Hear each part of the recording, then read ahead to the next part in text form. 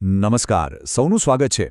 આજે આપણે એક એવા જબરદસ્ત ટૂલ વિશે વાત કરવા જઈ રહ્યા છીએ જે શિક્ષકોના કામને ખરેખર ખૂબ જ સરળ બનાવી શકે છે. તો ચાલો, નિપુણ ભારત FLN રિઝલ્ટ સોફ્ટવેરની આ આખી પ્રક્રિયાને સ્ટેપ બાય સ્ટેપ સમજીએ. એક સવાલ. પરિણામ તૈયાર કરવાનો સમય આવે ત્યારે શું એ કામ એક માથાના દુખાવા જેવું લાગે છે? કલાકો સુધી ચાલતી ગણતરીઓ અને કાગળની એ બધી માથાકૂટ. સાચે જ તે બહુ થકવી દેનારું હોઈ શકે છે. મોટાભાગના શિક્ષકો આ પરિસ્થિતિથી પરિચિત હશે. મેન્યુઅલી ગણતરીઓ કરતા જ જવાનું, અને તેમાં પાછી નાની મોટી ભૂલ થવાની શક્યતા તો રહે જ. કાગળ પર કલાકોના કલાકો નીકળી જાય અને પછી દરેક વિદ્યાર્થી માટે રિપોર્ટ કાર્ડ બનાવવાનું કંટાળાજનક કામ તો ખરું જ. પણ હવે આ બધાનો એક ઉકેલ છે. એક એવું ફ્રી સોફ્ટવેર જે ખાસ કરીને શિક્ષકોની આ જ સમસ્યાઓને દૂર કરવા માટે બનાવવામાં આવ્યું છે.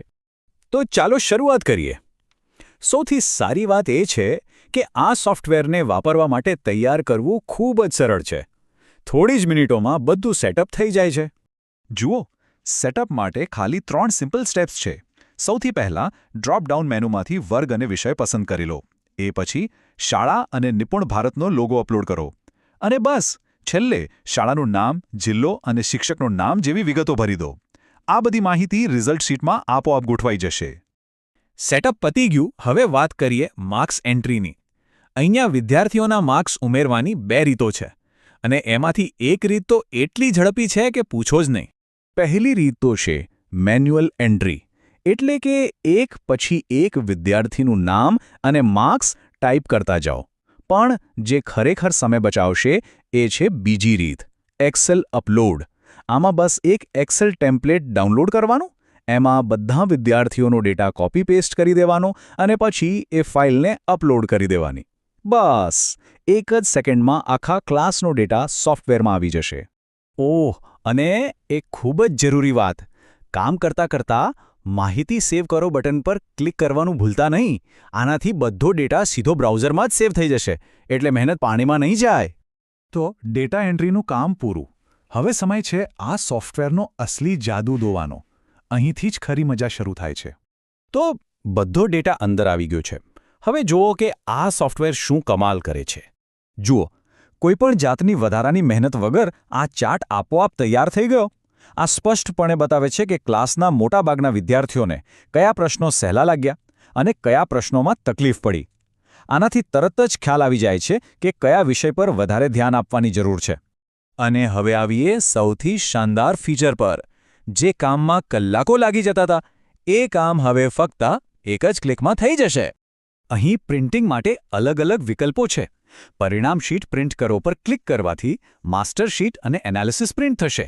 પણ સૌથી શક્તિશાળી બટન છે PDF બલ્ક. આના પર ક્લિક કરતાં જ વર્ગના દરેક વિદ્યાર્થી માટે એક સરસ ગ્રાફ સાથેનું વ્યક્તિગત રિપોર્ટ કાર્ડ તૈયાર થઈ જશે. અને હા, જો કોઈ એક જ વિદ્યાર્થીનું રિપોર્ટ કાર્ડ જોઈતું હોય તો PDF 1નો વિકલ્પ તો છે જ. તો આ સોફ્ટવેર માત્ર સમય નથી બચાવતો, પરંતુ આખી કાર્યપદ્ધતિને બદલી નાખે છે. આ એક એવું પરિવર્તન છે જે આપણને કાગળની કાર્યવાહીમાંથી મુક્ત કરીને સીધા જ શક્તિશાળી વિશ્લેષણ સુધી લઈ જાય છે. અને આનો અંતિમ ધ્યેય એક જ છે, શિક્ષકોને વધુ સશક્ત બનાવવા. અને અંતમાં આ સોફ્ટવેરનો મુખ્ય હેતુ આ એક વાક્યમાં સમાઈ જાય છે: શિક્ષકોના કામને સરળ, ઝડપી અને ભૂલરહિત બનાવવા. આનાથી વધુ સારી રીતે આ ટૂલના મહત્વને સમજાવી શકાય નહીં.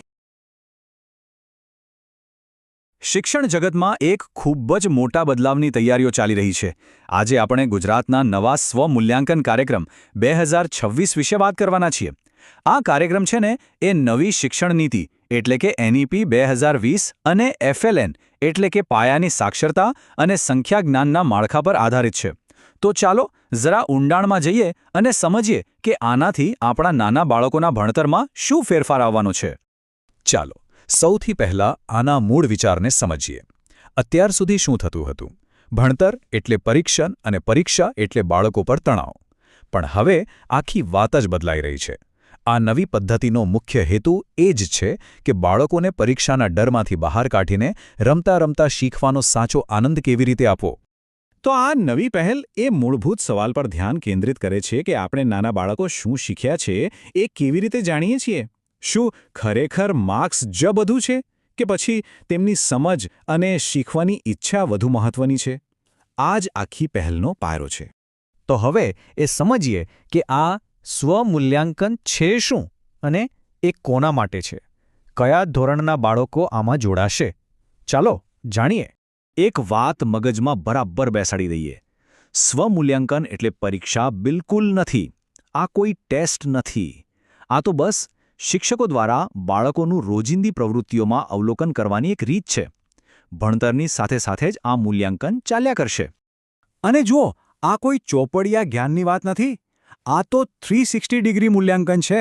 એમાં રમતગમતથી લઈને બાળકો કેવી રીતે વાંચે બોલે છે, કેવી રીતે લખે છે, અને એટલું જ નહીં, પોતાની સ્વચ્છતા અને બીજા સાથે સહકાર જેવી સારી ટેવોનું પણ ધ્યાન રખાશે.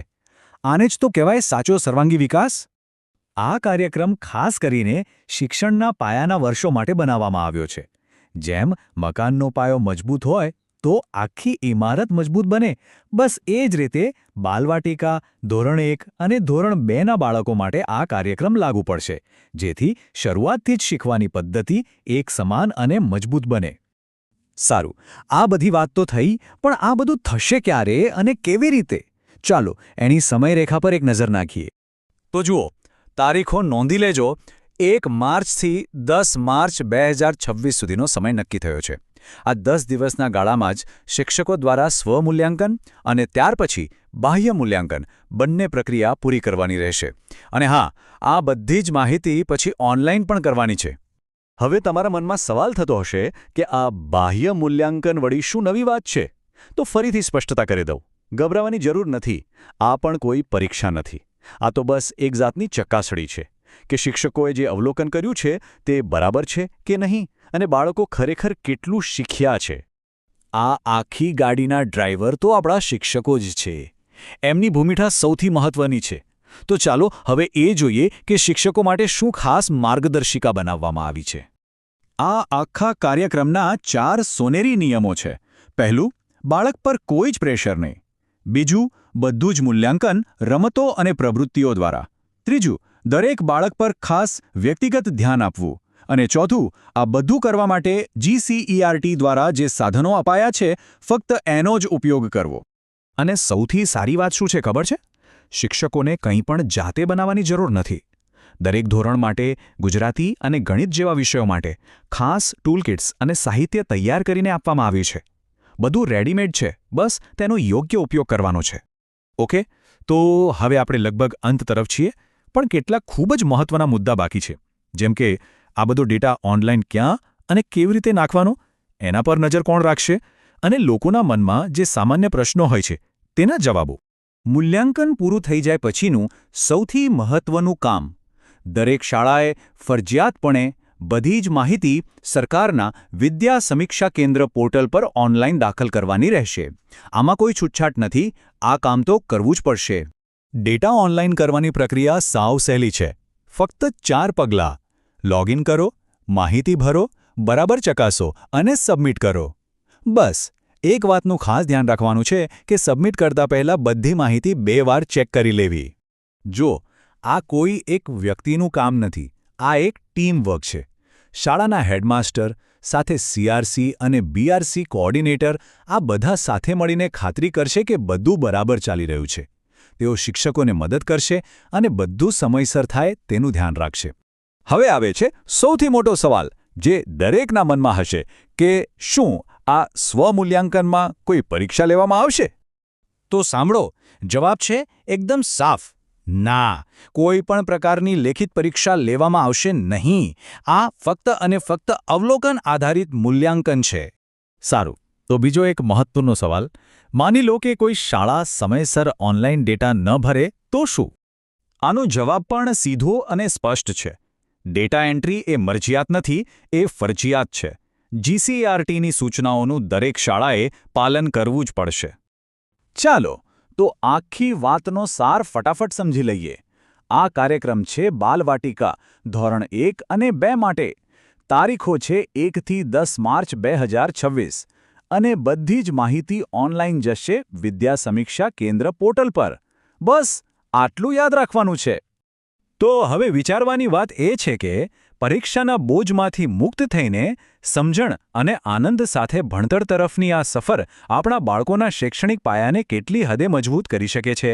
આ બદલાવ ખરેખર એક નવી શૈક્ષણિક ક્રાંતિની શરૂઆત હોઈ શકે છે.